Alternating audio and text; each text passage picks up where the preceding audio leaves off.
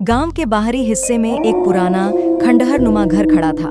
वहां जाने की किसी की हिम्मत नहीं होती थी।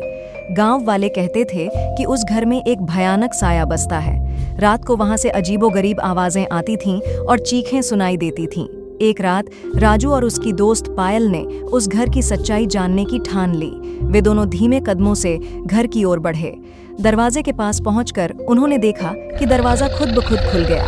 भीतर का अंधकार उन्हें खींच रहा था।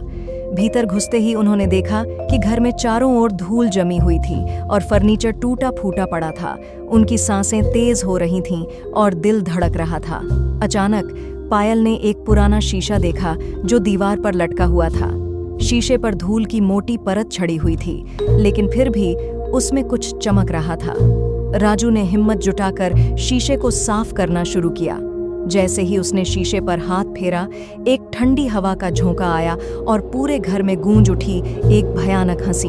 पायल ने डर कर पीछे हटना चाहा, लेकिन उसके पैर जम गए। उसने शीशे में देखा तो उसे अपनी परछाई के पीछे एक साया दिखाई दिया। राजू ने पायल को संभालते हुए शीशे को और साफ किया। शीशे में एक पुरानी औरत की तस्वीर उभर आई।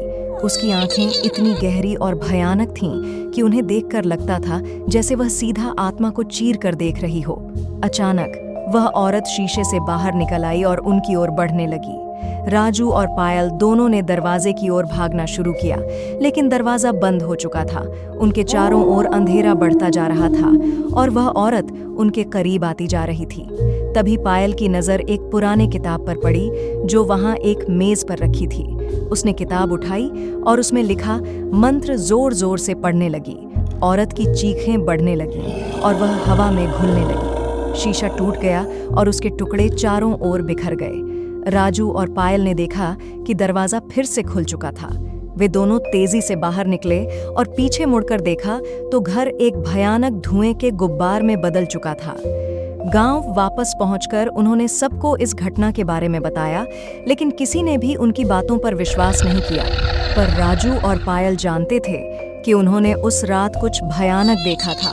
वे दोनों कभी भी उस घर के पास जाने की हिम्मत नहीं जुटा पाए और गांव वाले भी उस खंडहर से दूर ही रहते थे।